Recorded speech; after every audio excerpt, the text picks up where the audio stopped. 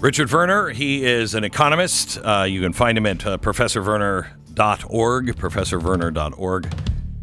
Richard Werner, Professor, how are you, sir? Very well, thank you. Good to be on your program. Yeah, good to have you on again. You're looking at the situation, and it is changing by the hour. What are you feeling? Especially, you're from. Are you still in Germany today? Or are you here in the United States? I'm actually in the U.S. In the U.S. right now. At this moment. Okay. All right. What is happening in Germany and in Europe, and how's this whole trade thing affecting everybody? Well, it is affecting everyone because clearly, if you have the sort of list of tariffs that were announced last week, presently suspended, but if you look at the numbers for some countries, these were significant changes. And potentially, even now that they're being suspended, but they're still in place with China, very, very high numbers. You mentioned it, and the triple-digit percentage tariff for China, and China retaliating and this escalating. That is very dangerous because China is part of supply chains across the globe, even involving other countries. And of course, the U.S., President Trump has a point. The U.S. is the most attractive market. Everyone wants to export to the U.S. So it's true that the U.S. has some leverage there.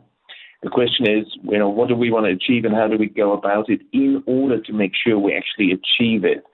At the moment, there is a risk the situation will escalate, particularly this confrontation now laser focused on China as the bad guy. And, you see, in Asia, it's very important not to lose face and not to be publicly humiliated. Correct. And at the moment, of course, that's why they can't easily give in. One has to create an opportunity, an opening for compromise, or, even for China to give in. So what would be allowed? At the moment, the way it's done is very hard. President Trump said this yesterday. He said, look, it's important in China that they don't lose face, that they're not humiliated. And he said, I feel like they're being humiliated right now. So what should he be doing while still staying tough? What kind of opportunity should be presented to de-escalate this? I think it's important to take it off the President Trump is very transparent, does things publicly, but maybe in this case, where we are at this point, it's important to take it off, the public focus, and have some private conversations with Chinese leadership. And maybe they even suggest a way in which this may be done. Essentially, one needs a face-saving solution that makes both sides look good. This can be done because the Chinese are as much interested in, making a deal as President Trump is. The Chinese are famous for commerce, for trading, for doing deals. So it just has to be done in such a way that they're not forced into a corner, and then they feel obliged to also, stand up to what appears to be bullying to them and appear tougher than they actually should be at this stage. So I think it can be done. I'd be glad to help, get me into the Trump team. I've got good relations. I was invited to be professor of finance at one of their top universities, Fudan in Shanghai, met very senior people in China. And, I've been in Japan for 12 years. I know how to talk to them in Asia. At the moment, there is perhaps, this lack of the right approach. But it's fantastic news, as you mentioned, that President Trump is now acknowledging this.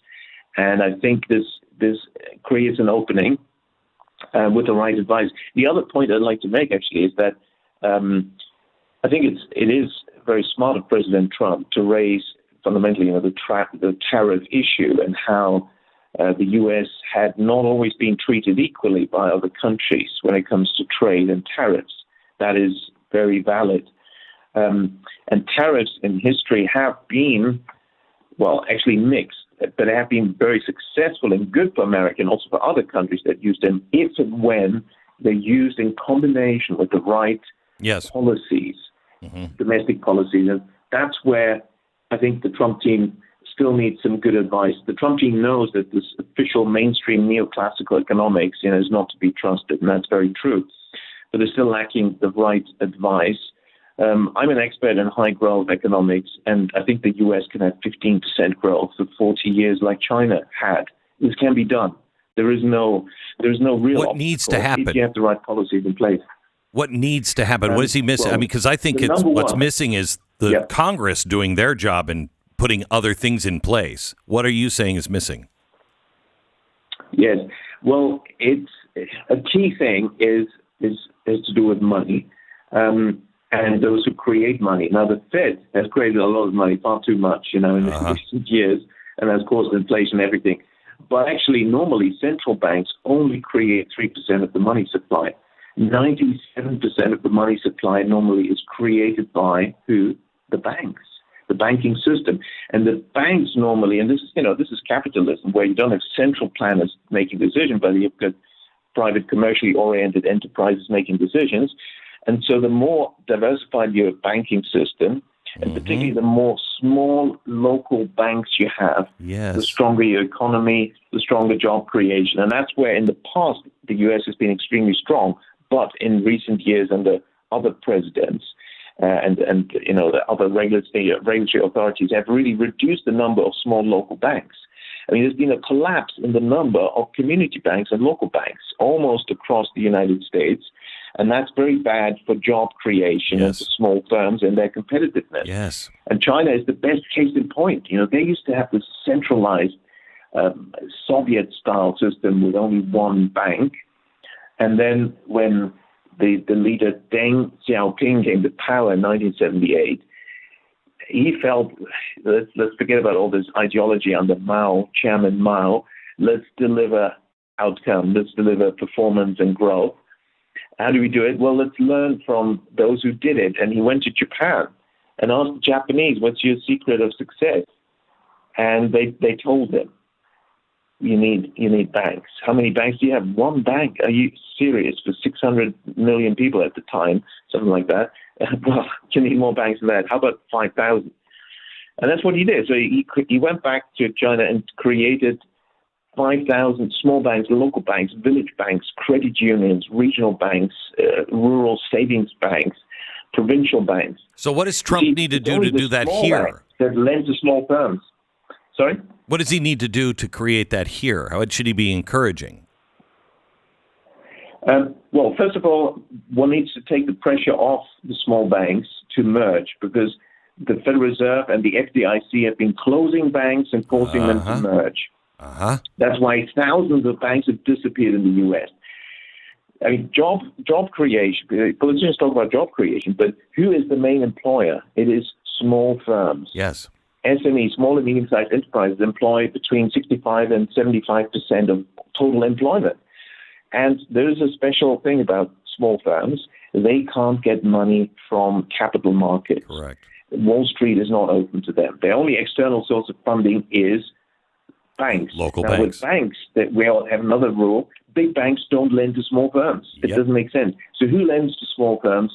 It's only small banks. And that's why America in the past was very strong. When there were, going a few decades back, we had more than 20,000 banks, mostly these thousands of small local banks, community banks. And that was great. But the regulators and the centralization have led to mergers, and the number of banks have been going down rapidly. FDIC closing down healthy banks. For some reason, they think it's a good idea. Same in Europe, the ECB, European Central Bank, says we have too many banks. We have to close the small local banks. Well, that's how you kill the middle class. Right.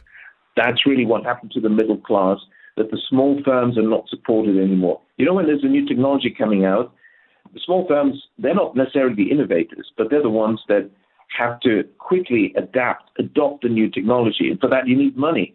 If you have a small local bank that knows you, you will get your funding, you can upgrade, you can maintain your market share and stay competitive, expand jobs, basically. But in countries where the banking system gets too concentrated, and the U.S. is now at risk of becoming one of those countries. I know. For example, look at the U.K., 5 big banks.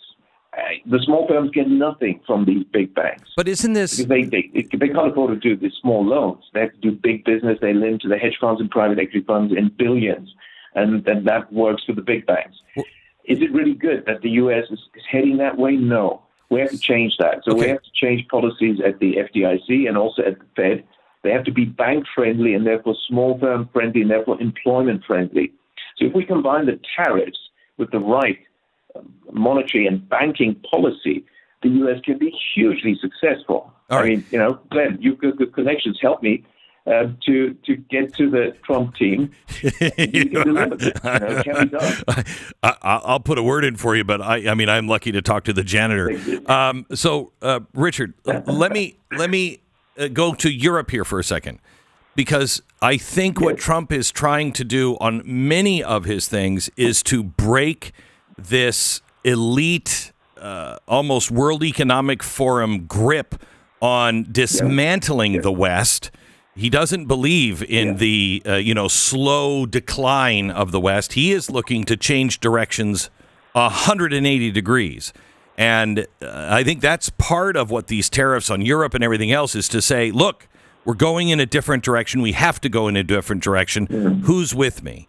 Do you read it that way or not? Well, I think that is certainly is one possibility, and that would be that would be a good goal, because Europe is really still under the thrall of World Economic Forum and the deep state, and including the U.S. deep state. Is still very active in Europe. We mustn't forget that. So sometimes when President Trump ends up arguing with European leaders, he is still arguing with his old nemesis, his old enemy, which is the CIA. They're running Europe. They've got all their assets in place. And, of course, the World Economic Forum is a CIA asset. It was under Kissinger that the CIA funded this program which brought Klaus Schwab to the fore. So President Trump needs to realize that he's still fighting the old enemy, but now, he won domestically, but, the old enemy is strong in Europe and other places still, where they've had their foothold through traditional military foreign bases, where the U.S. Army is and so on, Japan included. And that explains a lot of this friction. And so, yes, in many ways, it's good that Europe sees, there's going to be a change in policy, but they're just going to now, while they're still under instruction from their minders at the CIA, they're just really agitating against the United States, against Trump. They're talking about, we have to decouple. We can't trust America anymore at all. We're going to, and when the reality is they're now just totally still following their minders, so the deep state minders, World Economic Forum.